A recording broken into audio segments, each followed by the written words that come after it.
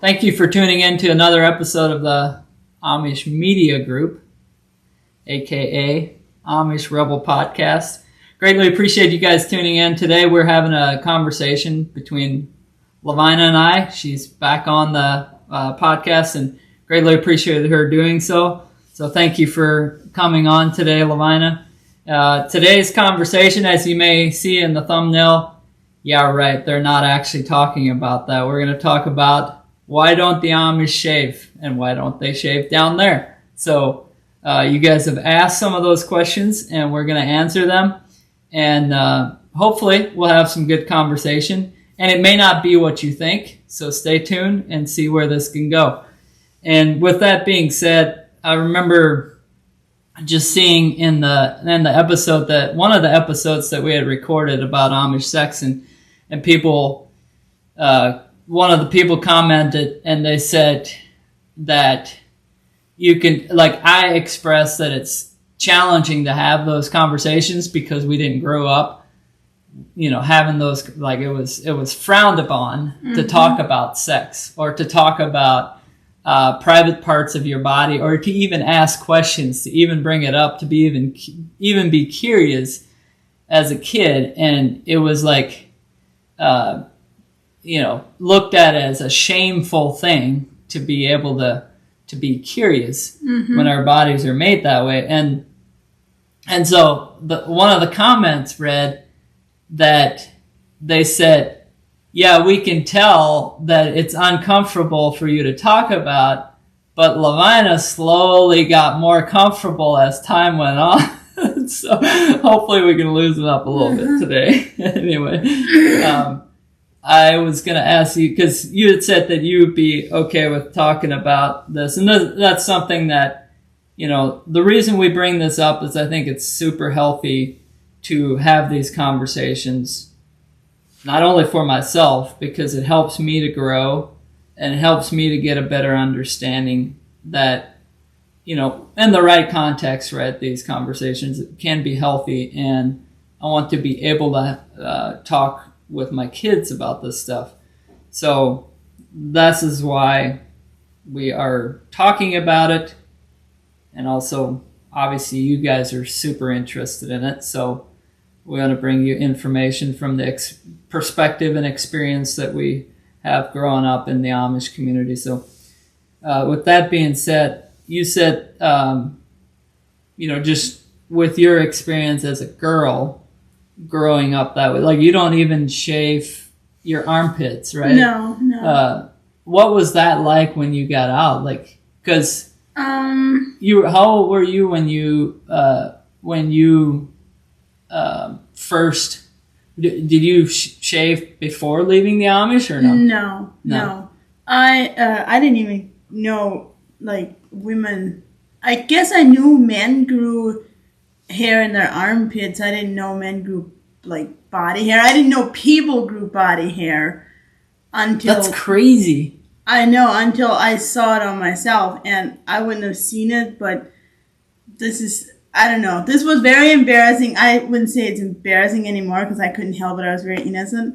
I was taking a bath with my sister that's 18 months younger than me.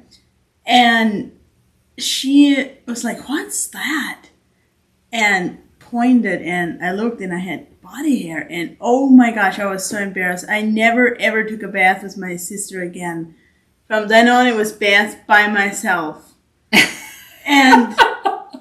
Because simply she was curious. Yeah, she didn't know what it was either.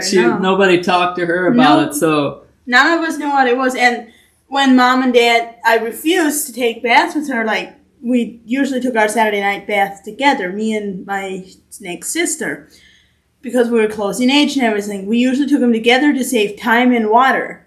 And when I refused to take a bath, Mom and Dad were curious why, and I refused to tell them why because I was embarrassed. So they asked my younger sister, and she told them what had happened, and they laughed at me and thought it was so funny, and that just put a thing around that where I was like, okay, this is embarrassing. Talking about this is embarrassing. Even acknowledging it is embarrassing. So... Yeah, they don't really know how to they don't really know how to express or have healthy conversations about that. So I know. So the immediate reaction is to make fun of it. Mm-hmm. That's the way to kind of. That is their immediate reaction to a lot of yes, stuff. a lot of uncomfortable things. Yeah, just laugh at the people. Yeah, to kind of shame you, sadly, you know, and it's very devastating to a kid. I can't imagine. I'm sure that had obviously that had an impact on you. That's why you didn't want to take a bath with your sister. And just in context, like, you know, people here taking a bath with your sister. Well, what was happening in the bathtub? It's not, I mean, that's very common within the Amish community. And I wouldn't say that, like, that's, it probably was more common back in the day when they didn't have showers and you had to individually heat up your water for each person. So it was more common for kids to take a bath together. It's not like adults take a bath. Yeah, we were not, like, we weren't teenagers or anything. We were just young, like, I was obviously just getting into puberty, and my sister was a year and a half younger than I was. Like, it was a common thing. We took baths together. We had a big bathtub. We just filled it up with water, took a bath, dried ourselves, and put on our clothes. And then the next 2 kids went in, or 3 if they were small enough. Like, if they say there's like 3 little girls that are age 5 and younger, they'll all take a bath together to save time. And it was just something we did, and they still do at home. Yeah. So, like, one of the times I went home to visit after I left the Amish was Saturday evening, and my little sisters, the youngest one was a year old, and then the next one was 3, and the next one was 5. They all 3 got in a bathtub, and I washed them and dried them one at a time and put their clothes on one at a time. Well, the 5-year-old could probably do it herself, but it's something they do to save time and water, because once you have 13 kids and you have to heat up water with firewood for each one, then you are not going to do each of your kids individually. Yeah, they're not gonna take a bath individually, and they're definitely not gonna. I mean, I remember just my own experience. I remember as a kid, I would take a bath with my younger brother at a very young age, like maybe 5, 6, 7 years old. But there were times when him and I would completely skip the bath because there was just not enough time or water left over. By the time it was our turn, water was cold or so dirty. You know, if you can't imagine taking a bath once a week. It's like the water is like gets really dirty really fast, and so you just end up skipping it.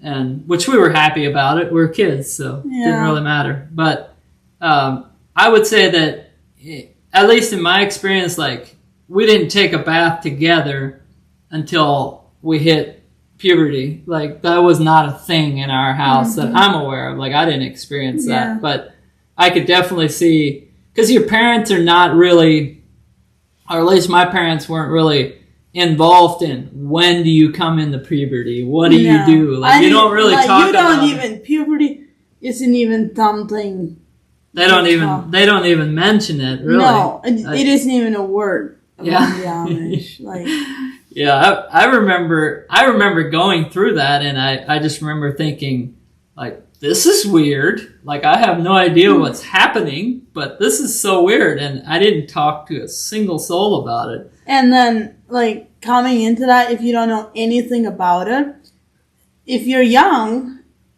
or for me anyways, my first thought was, oh my gosh, I'm so different from everybody. Like, this is so embarrassing. Like, nobody else, because they laughed at me. So I just assumed, well, they probably don't grow body hair, and I'm just so different. I didn't know that every person grew body hair, and it was a natural thing. Like, so because they also never shaved their legs, so that's like you just have hair on your legs your whole life, and it's never shaved. Yeah, and again, I feel like I'm repeating myself all the time on the podcast, because there are people that get in the comments and say, well, that was not my experience, and I grew up Amish. So in the context of the Schwarzentrooper Amish, which is one of the most conservative Amish groups, this is what we're talking about. Like, it's within that context, because the Swartzen Troopers definitely operate more conservatively and more strict than most other groups. And so if you're a non-Amish person, or if you're an Amish person and you're in the comments saying, well, that wasn't me, that's not how we did it, just know that we're giving our experience from a Swartzen Trooper perspective. I just want to put that out there because I've read several comments where people say, well, that's not the way it is in the Amish community, and I just don't want you to think that we're making stuff up, because it's just the way that it was in our community. Along the lines of shaving, I think one of the things that I remember from our community, and you would know what this is all about, but we would see these old ladies with facial hair, and they are not allowed to shave them. Mm-hmm. Like, they, not at all. Like, and it looks, I mean, it's gotta be embarrassing. They're not always just old ladies. Just think about women with PCOS, like in the modern world. They grow hair on their beard, and they have to shave it every other day or wax it or something. And I'm pretty sure there's Amish women. It's rare, but I'm pretty sure there's Amish women with PCOS because I've seen like young Amish women like in their 20s or something with actual beards. Mm-hmm. Like one time, one of Dad's cousins, a woman, came to visit. Like there was a funeral or something, and they stayed at our house. And she had an actual red beard that was longer than my dad's beard that he never trimmed. That's crazy. It's like it. What in the world? And then can you imagine being that woman? Like, no. Because she's going to get made fun of. And she can't do anything. And she can't do anything. Well, she could. She chooses not to because it's against the rules, right? If they find out about it. And you say, what would happen if they found out that she shaved? Well, if it comes out that you're shaving in any part of your body as a woman, there is a very high chance that you're going to get shunned in the church. So if you're a member of the church, you're going to get shunned for it. So therefore, they just don't do it. Like it's a fear thing from the people. And then you might think, like, who's going to tell the church that you shave your body? Yeah. Well, if you're if you're married or something, I don't know, but I wouldn't really put it past a lot of husbands to go and tell the church because they're guilt shamed into if you're it's basically like if there's a criminal doing a crime and you help them, you're doing just as bad as the criminal. You're committing a crime too. So they look at it like that. If you see someone doing wrong and you don't say something, you're doing just as much wrong as the person actually doing wrong. So so the husband, and in some cases, the husband, I feel like in a lot of cases, the husband would actually tell the bishop on his own wife. Mm-hmm. So he's choosing the church rules and the church leadership over his wife. And I would go so far as to say, if there's a husband that doesn't do that, more than likely that couple's about to leave or they're about to both get shunned. Yeah. And either they kind of resubmit to the church or they just say, hey, we're out. Like, if you're going to treat us this way. So, yeah, I mean, it's crazy how they operate in that way. It's like, man, the wife, and that was another question that someone left in the comments was like, how do the women get treated in the community? And I'd say for the most part, like women are, they know their role and they just follow in that role. Like they know like they're going to be a housemaker. They're going to have big families. They're going to cook. They're going to clean. And it's not like the men are beating them into doing that. It's just like that's the mindset growing up when you're a little girl growing up and cooking with your mom. Like 2 years old, you're already like working in the kitchen. Like you're helping right along, like the same way that we would teach our kids in a healthy way. Like, hey, I want to teach you how to cook. I want to teach you how to build stuff. Yeah, but they have like gender assumed roles. Like they wouldn't teach all their kids that. They assume into each gender. The boys learn to carry wood. Sometimes the girls help carry wood, but they're usually pretty small. So the boys usually carry the wood, do all the chores, make the income. Once they're married, make the income. The women do all the baking, cleaning, making sure the house is kept clean. Sometimes mowing the yard. Sometimes the boys mow the yard. But if they're all busy and there's extra girls, the girls will do that. Keep the yard trimmed, do the gardening. Like all of that stuff is just assume that the woman is going to do it. Yeah. And please leave your comments, your thoughts on this video. We'd love to hear from you. And we do read the comments, like I keep saying. I just don't always get to respond to all the comments because there's so many of them. But also, in the middle of this episode, as we continue the conversation, I just want to say, if you're looking for some resources, like, let's say, cooking, you're probably very familiar with Lovina's channel already, but check out her cookbook. It's in a PDF format, so you can have access to it. She has a link in her. Do you have a link on YouTube, on your YouTube channel? Yeah, I have a link on all my pages: Facebook, Instagram, YouTube, TikTok, Twitter. My website link is like in the profile of all of those. Okay, so and if you don't want to click on a link, it's just socialspylovina.com or lovinasuk.com. Either one of those work. Okay, so there you have it. There's some additional information if you're into cooking. I'm telling you, she has a lot of incredible recipes, and she's not paying me to say this. Well, okay, thank you. I just want you guys to access because she's put a lot of work into this, and there's also a home remedy PDF available on her site. So feel free to take advantage of that, and maybe we can put the link in the video as well. But pretty easy to find. She's got a lot of different platforms that you're on and a pretty large following, so it should be fairly easy for you guys to find. If not, you can always email us directly from the podcast, and we'll email you guys back and give you that information. But anyway, on with the shaving. So let's go back to when you left.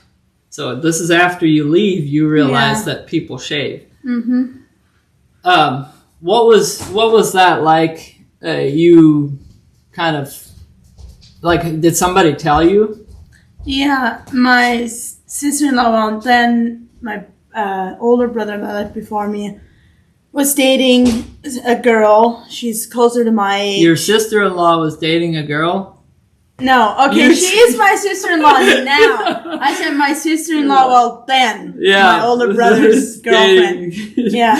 So my older brother left before me, had a girlfriend. They're married now, but she was back then, they were just dating, and she's closer to my age or whatever. She had left a couple of years before I did. But I don't know, did she tell me that you shave, or did she just... We had gone to Walmart. She had taken me to Walmart to get some stuff, like clothes and stuff. And then she mentioned something about getting, like, a razor or something. And I was like, oh. And she's like, yeah, like, you should, like, shave your armpits. And I got the razor. I didn't shave right away. I was kind of... I didn't know how to do it. No one taught me, and I was way too embarrassed to be asking. So I did. It was very long hair. I took scissors and I chopped it off, and then I shaved it. And I've shaved it every day, I've never let it grow out again. My other body hair, like legs and, certain other regions, I left. I didn't shave that. I didn't realize you could. I knew you could shave your legs, and I knew most people did, but I was just wearing long pants. I wasn't wearing shorts or anything. So I didn't shave my legs. I was almost scared because I was afraid once I shaved them, then the hair will grow like 1,000 times faster, and I'll have to shave them every day, and I didn't want to do that. So I didn't shave them for a couple months after I left the Amish, but once I finally did shave my legs, it felt really good, and my hair didn't grow back fast. Like, I'm my leg hair doesn't grow back that fast, and it's not that noticeable, so I didn't have to shave that often, so my fears were unfounded. But as for the other region, that had to wait a while. I didn't Google anything. I didn't look anything up about it. I just didn't have anybody to ask any questions. And I kind of had to go off of my own instinct and just hope I don't ruin something because I didn't know what would happen. So life experience, and that goes to. I just want to touch on the fact that you kind of. She kind of nudged you into, hey, this is what we do. And I think that's part of my hope is, like, let's say somebody's leaving and they watch this video, they can kind of get an idea of starting to have a conversation. Because it's really difficult to have conversations like this once you leave, because you're fairly traumatized and, like, shamed into, like, not talking about it. So it's a little bit more challenging to, like, open up. And so you kind of figure it out as a, like, just the way I'm reading her, this is what I'm supposed to do. And as time goes on, you figure it out. And I mean, it's the same way with the guys. Like, for me, leaving, I had some non-Amish friends, and they would kind of poke fun at me for not knowing it, for being ignorant to it, right? So you're like, okay, I don't want to be embarrassed, so I better, like, figure this thing out. And so it's very similar in that way, but thankfully, like, I mean, a lot of them have kids that have left prior to, like, your brother left, and then his girlfriend at the time was able to help you out. So that's a lot of the way that it happens, I think. Yeah, she was awesome. She's very good at, like, I don't know why, she's very good at giving people advice or, like, hinting at what people should do without being blunt or hurting the person she's talking to. And she helped me so much when I left the Amish, not just with the shaving thing. She, like, the bra, because you don't wear a bra when you're Amish. She helped me, like, figure out what bra, like, she literally took me to a bra fitting lady, got me fitted for that. Like, she helped me with so much stuff when I left the Amish, and she paid for a lot of it because I was broke. I didn't have any money. Yeah, that is the other thing, because you have no money to start out. Like, you're relying on people helping you and getting you started. And so, I mean, we didn't have hygiene, so we weren't taught how to use hygiene, so there's always stuff like that you kind of, like, people come along like, hey, your armpits smell, or you're this or that. Hey, like, could you start wearing cologne? Or every time I go through, like, an airport, I, like, pack to go through an airport, I think of the Amish and how they travel. And I'm like, if they would go through airports, they would have it so easy, because all they pack literally is clothes. The shoes they're wearing are the only shoes they take along, because most of the time it's the only shoes they own. And then clothes. That is, they don't do any skincare, toothbrush, toothpaste, like, hair care, none of that stuff, because they don't use that stuff. So, literally clothes. Imagine packing to go somewhere and all you take along is clothes. And no shoes, just actual clothes. They when you say the only pair of shoes they own work shoes and good shoes, and when they travel they go with, like, Sunday shoes, like good shoes, like dressed up the way that I'm dressed up right now. These were, like, and the only difference between Sunday shoes and work shoes is the work shoes are worn every day, and the Sunday shoes look new. Yep, they're the newer shoes. So if you get a good pair of shoes, it's gonna be a Sunday shoe until it's too worn, and then it becomes a work shoe. But the other thing that I was gonna just touch on a little bit is your sister-in-law, now your brother's wife, Rachel. Would you mind, like, sharing with the audience, like, her business? Oh, her business, Vintage Weaving. she does, she has a loom, like an actual old-fashioned loom, where she weaves carpets, rugs, and stuff. Like, rugs, they're really high quality. They last, like, lifetimes. And you can wash them. You can use them upside down or right side. Like, they have two sides. You can wash them in the sewing machine or the washing machine and just hang them up to dry. Like, they're amazing. If you go to, like, Instagram or Facebook and search vintage weaving, it'll pop right up. And I also have on my Facebook, I've, like, reposted some of her posts, vintage weaving, and she doesn't have a website yet. She's working on launching her website, but once she has a website, she'll have that too, vintageweaving.com. But right now, if you message, like if you want to get a robe from her, you can just message her on Instagram or Facebook and like ask her what she has and like what the prices are and everything, and she can get it up and ship it to you. Like, they're amazing. She started this back in December is when she first got the loom, or November when she first got the loom and started like making the rugs, and they're beautiful, and they last for a long time. That's obviously at the time of this recording. By the time you see this video, it may be much later, but feel free to check that out. And again, I just want to say, like, I know most podcasts, they have like sponsored ads and stuff like that. This is not sponsored. This is strictly, my heart is, I want to help others succeed as well. And so since she's family, we're just talking about it because it's a service that you guys can take advantage of. It's a authentic Amish product that you guys can take advantage of. And I am definitely not benefiting financially. I don't think Lovina is either financially from this. So we just want to help her out because it's a business that she's starting out at. So hopefully you guys enjoy that. Again, if you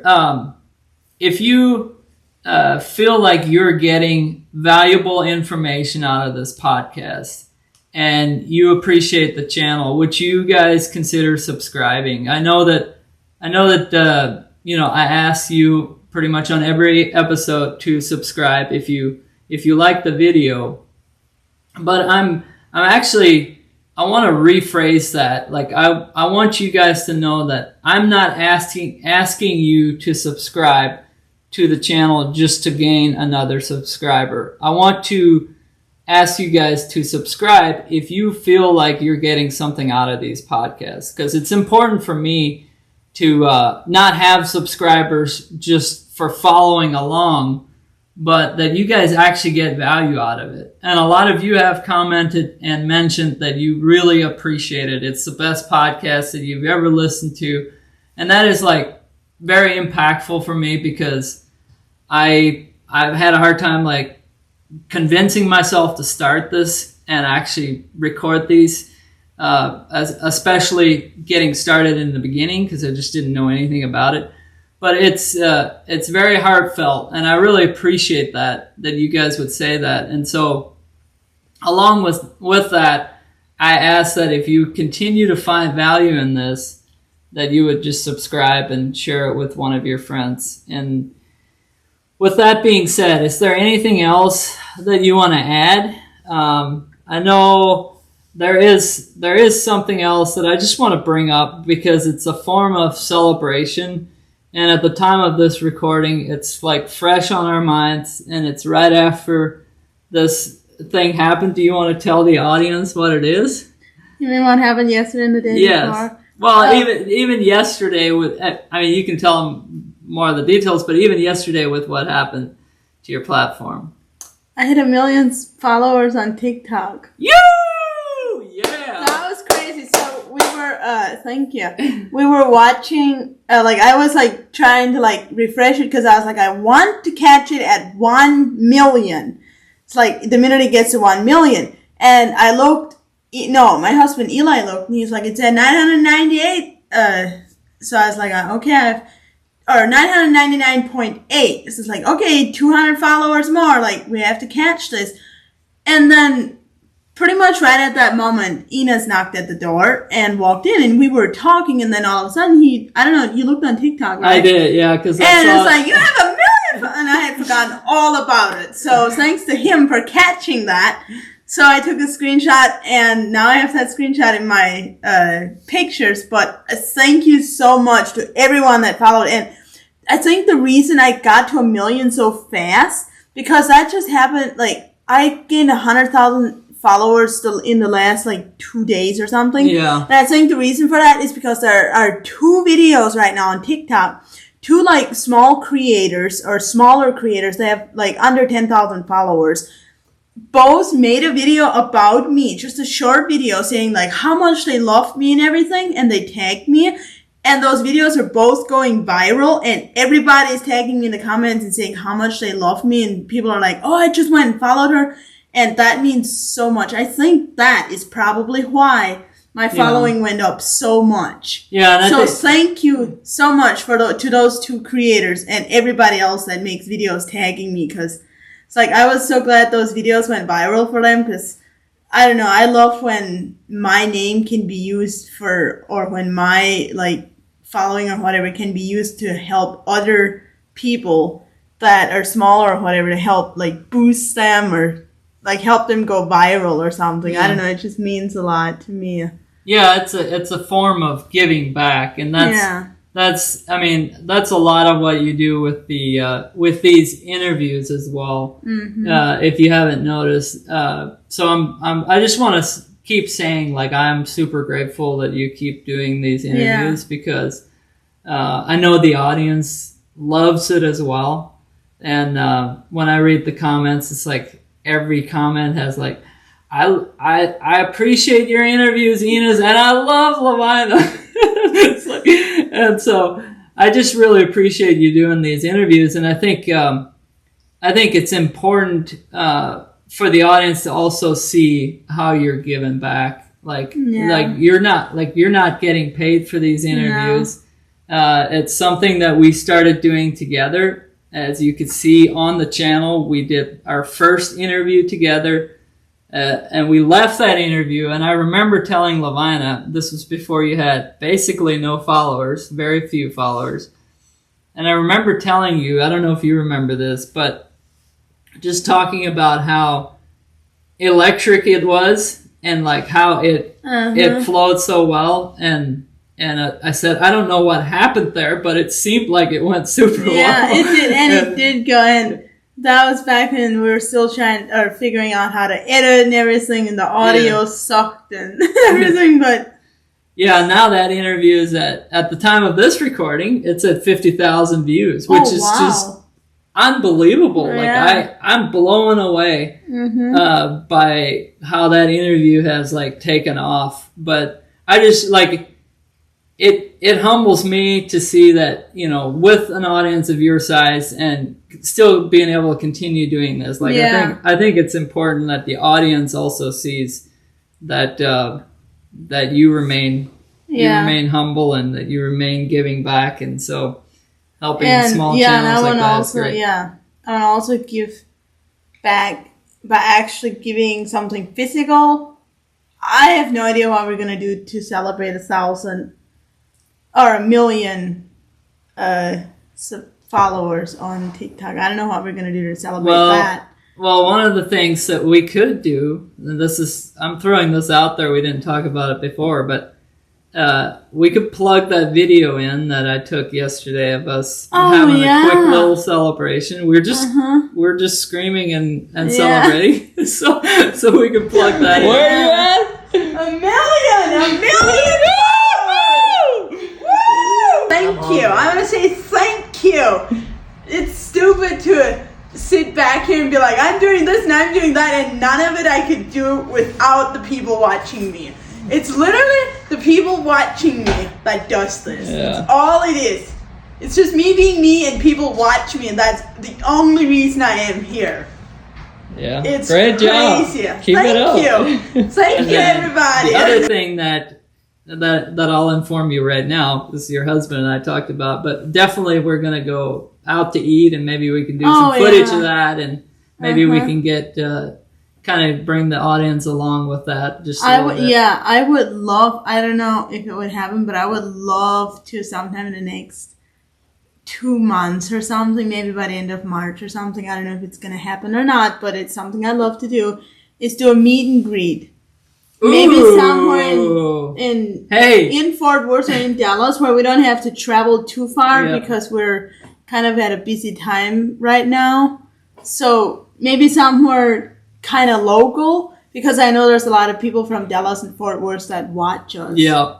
Hey, let's do this. If you want us to do a meet and greet, leave your comments in the comments section and just tell us if you want us to do a meet and greet. I think that would be so much fun. I feel like it would be too. We just have to organize it. And being that we're in a little bit of a busy season, it may go a little bit longer, but that would be a lot of fun. It would be. And I also want to give away something. Yeah. Like, I don't know what I will, but I want to give away something. I don't know, should I give away to just one person? Or should I, like, have several different prizes? Let's do, I challenge you to do this. And I'll help you if you need help, but let's do 3. 3, yeah. That's 3 people. Easy. Yeah. That's pretty simple. And then, would you have any ideas? Or you want to... I don't know. I feel like the audience needs to chime in on what they want. Like, go as crazy as you want. You can be like, you want furniture of a certain kind, like Amish furniture or something. You want me to make something? Like, I'll literally sew something for you if you want me to. So I mentioned in one of the episodes, I forget which, maybe it was the last one you and I recorded together, about giving away. Furniture. Yes. And... yeah, we did talk about that, and people commented and said the rocking chair would be great. So maybe a small rocking chair, like a kid-sized rocking chair. Yeah, we should see. I don't know with the people, like, because I know a lot of the people that follow me are young women with maybe little kids, and I don't know. We should get like 3 of those little baby rocking chairs here. Wait a minute. Yeah, we have one right here. Right here. One of these. We could have 3 of these to give away, and I could make like a cushion with like a tumbling block pattern to put on the backs in the seat here, because that's what we always had. Like here on the seat and the back up here, do like a tumbling block pattern cushion, covered cushion, because that's what we always had when I was growing up. So I feel like that would be something to give away. That would be perfect. And the winners could like choose the colors of the color scheme of the cushion covers that they want. Let's do it. Let's do it. That'd be great. Also, let's do that. I'll get the rocking chair. And this is special because my great uncle made this. It would be mom's uncle. So, my mom's uncle, Short Andy. Oh wow! His name is on the back here. Oh, that's cool. So this one is pretty special to me. And did you know that great grandpa used to make those? Yeah, I do. Yeah, I don't know where. I bet you there's one still in the family of what it would have been my grandpa, your great grandpa. I feel like the one my mom and dad have, which is exactly like that. I feel like he made that one. Probably because I feel like it has his name on the bottom. I bet he did because at the time that your dad got married. He would have still, my grandpa would have still been around. Yeah. And I remember being in the wood shop helping him make those little Dad got chairs. Quite a bit of his stuff when he Maybe we go raid your parents' house. That would be fun. Like I would go to the attic first thing and get all the stuff that they don't let me have because they're like the Amish. So Lovina's dad, my older brother, he's the only one that's still Amish the way that we grew up. Swartz and Trooper. Swartz and Trooper. And so he has like all this family, stuff from the family that we didn't want when we first left. Now it's like, we kind of wish we would have it because it actually like really means something. At least to me it does. It's farm equipment, shop equipment, like old table saw and hand tools and stuff like that. So he has a lot of the stuff that either my grandpa had or my dad had because he still uses those tools on a daily basis or on a regular basis. So I have some of my dad's tools. I don't use them really because they're just, they're something that I cherish and want to keep. But they're really cool because we grew up Yeah. using those tools. But anyway, Yeah. I digress. We got to move on. I think that concludes today's episode. Yeah, pretty and much. with that rocking chair thing, I will, now that I have that idea, I will make a video on my pages, maybe just post it to my stories, and let you guys know, let all my followers and stuff know. And then I will reach out to my Amish family in Minnesota, who I know can make these, and get them, 3 of them made, and we might have to drive up and pick them up, or have them shipped down or something. Like, driving up wouldn't be bad, because then we get to visit family. Yeah. And as soon as we have them, we do a giveaway where we pick 3 winners, and then those 3 winners need to tell me what color theme they want for their pattern. So, Sweet. all right. Thank you for tuning in to thank you. This episode today. And again, we appreciate your support. Remember, always be intentional. We'll see you in the next video.